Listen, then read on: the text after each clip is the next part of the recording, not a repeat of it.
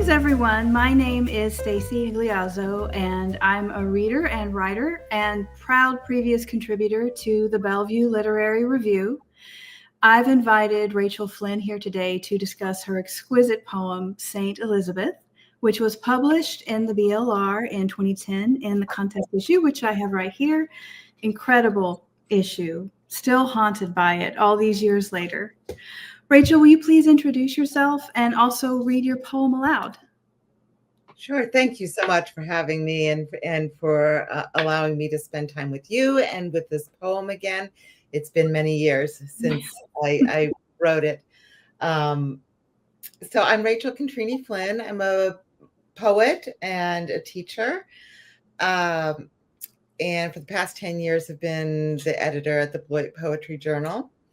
In my day job life, I'm an employment attorney, and I run a small vintage shop as well. So I have my oar in a lot of different waters. I'm also a mom and a sister. We'll get to this in the poem, I'm sure. I come from a big family. I've got 5 siblings. And that comes out in a lot of my poetry, the relationships there. And I'm happy to read this poem. Let's see what we have here. This is from my second full-length collection called Tongue, out from Red Hen Press back in, 15 years ago now, back from 2010. The poem's called St. Elizabeth. A scarecrow came for breakfast, sat in my sister's seat and refused to eat. It combed its straw hair with shredded hands, fluffed its limbs and made chit-chat, happy faces, horrid little predictions. She was blonde and tough and flawless in her flute playing. I thought she played to wake me on winter mornings, the sweet gavotte. I was wrong. She despised the dark animal of me, my dirt set, my clawing, my knotted hair. But the flute told its falsehoods. Then she left as a ghost, coldly, lightly as the gavotte, as birdshot. And me, a possum, caught in the yard at dawn. My sister left for a few weeks and the lid lifted off the stock pot. The house filled with the possibility of eating bread dunked in the savory thickness of her absence. I was happy to sit in the kitchen thinking, happy to carry the baby, a sack of sweet apples against me. She was gone, and I was glad the steel edge of her had stopped carving all the faces in the house into shriveling dolls, gouging eyes out of the simple starch of us. Even the hospital bore her name, called her Saint. I too was sick, of driving and sitting, of nodding. I knew the big building that held her would not heal her. At home, I gathered mulberries in the woods. I told my brother stories in the barn that began, once there was a bag of sadness locked in the attic. Because she harms herself, we're scared into applause. And because she steals everything shiny, a frantic magpie, we creep behind her, silent butlers returning, the lighters, the cufflinks, the neighbors' spoons and coins. Because she forbids us to forbid her, the liquor cabinet, the car crashes, we pray she'll go away like a bit of milkweed silk. Instead, she returns, a dog in pain no one will put down, that stains the carpets and wakes us all night with sharp barks until someone rises to let her out, knowing she won't go, and she won't. The girl lies small, pale, naked in bright sunlight across a tightly made bed.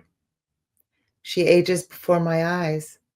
Bones rise up, legs lengthen, but no hair anywhere except the hay lightness around her head, which turns, and her mouth, the only red in the room, begins to scream.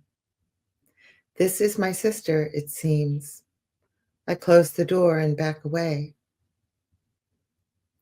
Even in dreams, I back away. I forsake her. I laugh and run. It is too much, the brightness of her and the love. I understand certain things about religion, how it is to continue to believe in the implausible thing. As a child, I only wanted my sister's body against me in sleep. Even now, I dream of her breath in my hair. I wake feeling saved, then bitten and torn down. So incredible. And it's really powerful to hear you read that poem, Rachel. Thank you. And as I said before, I've been haunted by the issue, that 2010 contest issue of the BLR, and hooked particularly on this poem since I first read it all those years ago. So much that I've worked it into my curriculum at Baylor College of Medicine, where I teach healthcare humanities to medical students and internal medicine residents as part of the Humanities Expression and Arts Lab. And the students always have a lot to say about it. And my first question for you is, what inspired this poem? This poem came from that section 6, the dream, which is, I think, pretty much an exact replication of a dream that I had, as a grown up, working on this collection, this book that has a lot to do with my sister. It's in fact dedicated to her, to my older sister. That section 6, the dream with the girl who ages and lengthens on a tightly made bed, was kind of a nightmare that I had. And I woke up and I was so shaken by it, mostly shaken by the fact that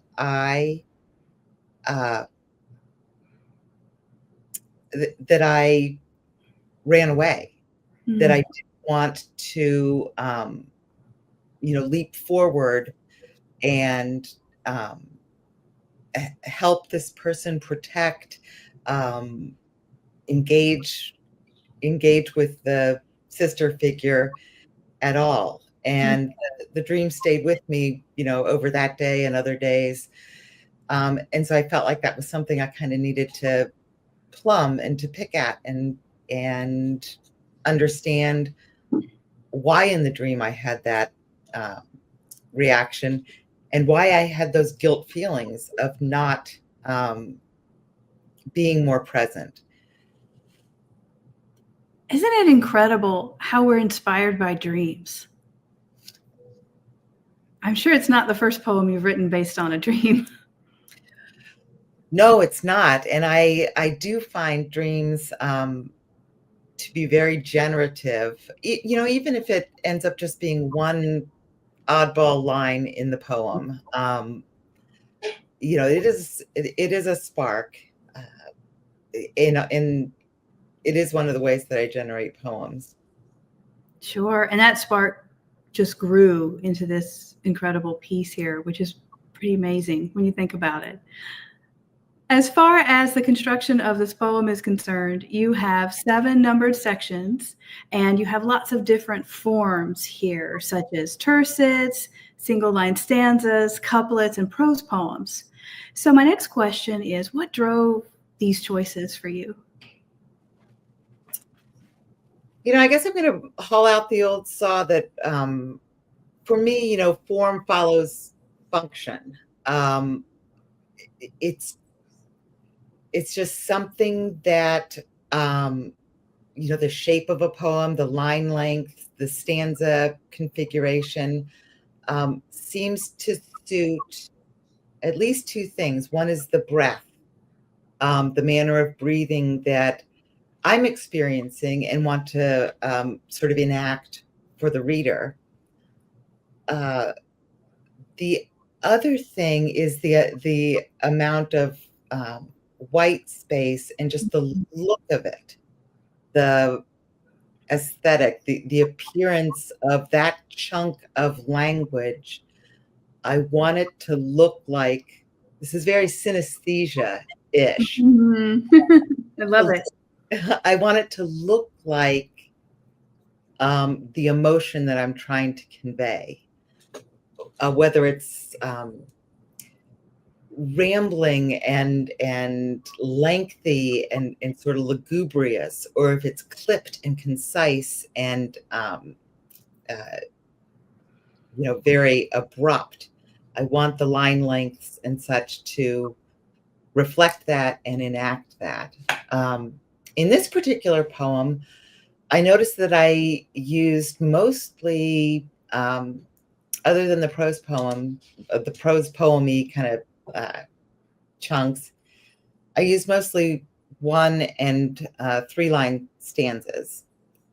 And I think I gravitate often to tercets because of their inherent instability. It's like a three-legged stool is a little more tippy, a little more unstable and unpredictable compared to a sturdy 4-legged stool or chair.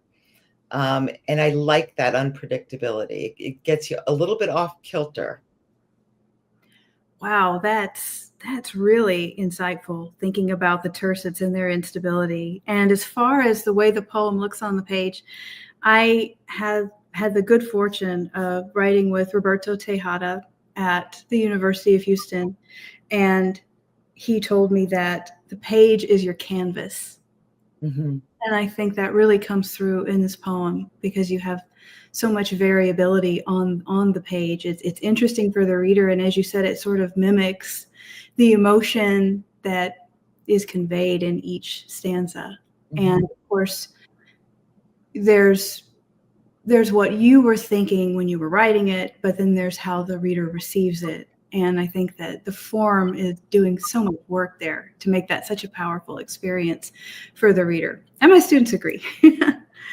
And I also wanted to ask you about the images in this poem. They're doing a lot of work also, and they're so compelling. You've got a scarecrow in the first stanza and a stock pot and a sweet sack of apples in the third, which I think is absolutely brilliant. I don't think there is any better way to describe a child that you're holding other than a sweet sack of apples. And also a bag of sadness in the fourth stanza. So as a poet, how do you use imagery to convey meaning just in general? And also, do you have a favorite image in this poem? Yeah. I adore imagery, and I teach one of my favorite classes to teach is on metaphor, figurative language. And I just find it to be so expressive because you can parlay so much from the sensory impact, smells and tastes. Mm-hmm. And to quote one of my favorite movies, Ever After, I'm just here for the food. There's so much food in this poem. Mm-hmm. Food in a sustenance kind of way, but also food twisted into people, and often not in a pleasant way. You've got members of the family with their apple doll faces that have been damaged. You've got a baby, as like you mentioned, a sack of apples, and so people become food, and food becomes people, and so that's sort of a disordered manner of I think using food in both a comforting and a discomforting way. which I think is, kind of underscores the theme of the poem and of my sister's illness. She says suffered or struggled for many years with disordered eating. Mm. And that plays prominently in the book as a whole, and certainly in this poem. Yeah, absolutely. And you were talking about synesthesia. You mentioned that word earlier, and it occurs to me that not only am I compelled by the images in this poem, but also the sensory experience. As you're talking about so much food, right? There's so much taste and there's so much visual, and you're hearing things. And so I think there's gosh, you've got the trifecta here. You have the forms and you have all these gorgeous images and you have this rich sensory experience. And the fact that this poem was written about someone that you love, someone close to you, talk a little bit about that, if you would. What is it like when you're writing about someone you love, especially a difficult experience that they're going through? Well, I'll start answering that, I hope, with picking up on one of your questions from just a moment ago on my favorite image. Oh, And I think probably my favorite image here is one of the more subtle or less vibrant images, but it's the one where the speaker is gathering mulberries in the woods. mm-hmm. And mulberries for me are a pretty powerful image because they are two things at once. They, mulberries are a wild fruit tree. And with eating mulberries, you have to make sure that they're fully ripe, because if they're not, they're toxic and can cause hallucinations. So within the mulberry, you have something that is sweet and lovely. It's purplish, but it is also something, first of all, that stains. Mm-hmm. Second of all, if you don't hit it correctly, it's dangerous. So I think that image kind of calls to me because this poem about my relationship with my sister circles around those kind of collisions of what is both dangerous and beloved, and consistently trying to navigate that juxtaposition.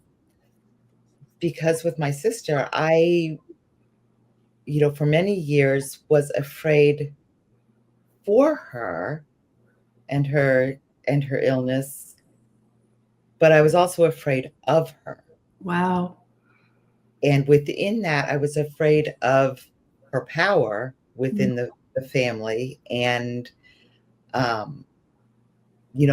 within me.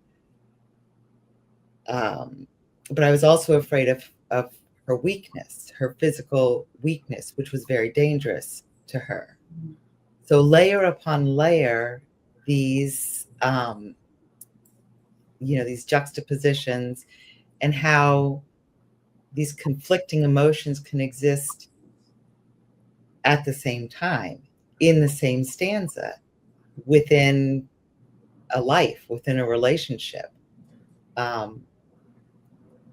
And so I think that's one of the things that this poem is trying to do, is to smash the adoration and the terror against each other and make them do their thing. And I think you have achieved that beautifully. I love how you're calling it the adoration and the terror, the dangerous and the beloved. I absolutely felt that when I read this poem. And that's one of the reasons why I think it stuck with me all these years, is because I believed it was so honest. And it's so hard to talk about the terror. And it's so hard to talk about what's dangerous, especially in terms of someone that you love. And it's such a brave poem. And yeah, hearing you talk about that really, it just reminds me of why I love this poem so much. And I also want to say that when I discuss this poem with my Baylor medical students, they always ask the question, what is the illness of the speaker's sister? Because it's not explicitly stated in the poem. But almost inevitably, they conclude that the point of the piece, in some part, is to convey that all illness is traumatic, regardless of the diagnosis. That is for the patient as well as for those who love them. And when you were talking about the mulberries and how they're dangerous and they're lovely and they stain. And I remember when I first read this, anytime I see mulberries, and especially in this poem, I was thinking about this purple stain all over everything, just like this illness is permeating everything. And I think of that in terms of the trauma that patients and their families experience through illness as well. It's like a stain, and the fact that it's purple, the color of a bruise, it's also so powerful. But getting back to what my students say, because all illness is traumatic, they ultimately concede that the specific illness doesn't matter, because what matters is the impact that it's having on the person and on his or her family. And I just want to ask what your thoughts are on that. And I know you shared a little bit about your sister's disorder. If you'd like to talk about that more, I would certainly love to hear that. But what do you think about this whole idea of illness? Yeah, I think that, illness, and whether, I'm stuttering a little bit because I'm working on a collection right now that circles around addiction, Wow. which is an illness. And the word that you said, about permeating, Mm-hmm. is there. It resonates with me quite a bit. The other thing that I think about writing about illness and the expansive trauma that an illness event or a chronic illness can have is the aftershocks that can go for years. Even after, whether it's an emergent event, it's a hospitalization. I think that those kind of experiences can really take a physical toll. And I haven't read it, but lots of people tell me to read the book, The Body Keeps Score, the score, I think is the title of it, where these kind of traumatic events or longer term chronic experiences actually alter a person's physiology. And I feel that physically, and a lot of this that was going on with my sister was in both of our childhoods, when you're so, you're searching about to be imprinted upon by anything and everything. And so I think that early childhood events like this become fundamental. And these surging emotions of, you need to protect, and yet, could you just run away? Can you somehow solve this? Or can you ignore it and dispense with it? These you want out from under it, but you also want to resolve it. And so again, this conflict and this collision of desires. Absolutely. I love how you call it a collision. That's very apt. And in my day job, and you mentioned you're an attorney, in my day job, I'm a nurse. And we have learned so much in the last 10 years about this whole idea of trauma-informed care, which harkens back to what I had mentioned before about illness being traumatic, whether it involves physical trauma to the body or not, receiving a new diagnosis or experiencing chronic illness, right? Whether or not there's surgery or physical pain to the body. All of illness is traumatic. And as caregivers, we don't want to make it any worse, and nor do we want to be traumatized ourselves. So I'm so grateful that there's a movement in healthcare now to acknowledge that and to pay attention to that and to consider that in the ways that we provide care and the way that we care for ourselves as caregivers. And this poem really underscores, I think, the meaning for that, because as I mentioned before, so bravely, you've illustrated how much it hurts, how much this illness hurts, and how scary it is. And being brave enough to actually come out and say that is so powerful, truly. Well, and Stacy, this makes me think too that, when my sister was sick and hospitalized, there wasn't anything like the acceptance and the affirmative promotion of self-care, mental care. I mean, this was during the 80s when it was not really welcomed or acceptable to see a therapist, to talk about mental illness. It was still, the culture was still steeped in the shame and the ignorance. Yes. Part about mental, emotional illness. And certainly, I mean, no one talked about the impact of trauma. PTSD was not a thing.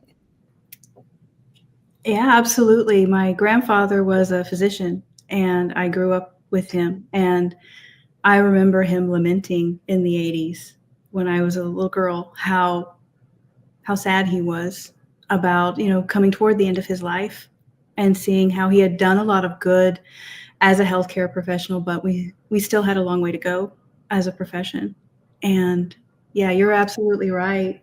It was not the most inclusive, understanding, compassionate time in the world or in healthcare back then. I think it's important to acknowledge that. Is there anything else you'd like to say about this poem? It gave me a really interesting moment to go back and read this poem as well as others in my collection, and to reflect now, because it's been 15 years. My sister and I and our siblings are firmly middle-aged now, and it gave me an opportunity to really sit and reflect about the development of our relationships in the ensuing time, and really how much has remained the same. We're fiercely protective of each other. We in the decade and a half since I wrote this poem, we've had the opportunity to share in each other's joy, but also some very tough situations. And I think that, towards the end of this poem, I say, it's often feels like too much, too much brightness, too much fear and love existing and bouncing around within the relationships and within the lives, and yet still still holding tight to, being present for one another. And things get uh, more content, but also the stakes rise as you enter into middle age. You have teenagers, you have older parents. So this talking with you and revisiting the poems just gave me a really nice moment to reflect on, I guess I would say, how far we've come and how the same we still are. I'm so grateful to hear that. And I'm also grateful that we always have poetry as a tool throughout our lives to bear witness, to acknowledge, to wish, to curse, to document and express meaning. And again, I think you've done that beautifully in this poem. I think it will stay with me for years to come. I'm going to continue to teach it. And I'm so proud to have been a part of this collaboration here today, and so glad that I found this poem. And I want to thank you for sharing it with the readers of the Bellevue Literary Review, and also personally with me, because it's meant so much. Oh, thank you so much for saying that. I have so enjoyed our conversation. It also let me spend some more time. I live in Maine now, rural Maine. It allowed me to spend some time in my beloved Midwestern farmland. So for that too, I'm very thankful. Lovely. Thank you. Thank you so much. And thank you to the BLR for allowing us to do this collaboration. Yes, and thank you. This is wonderful.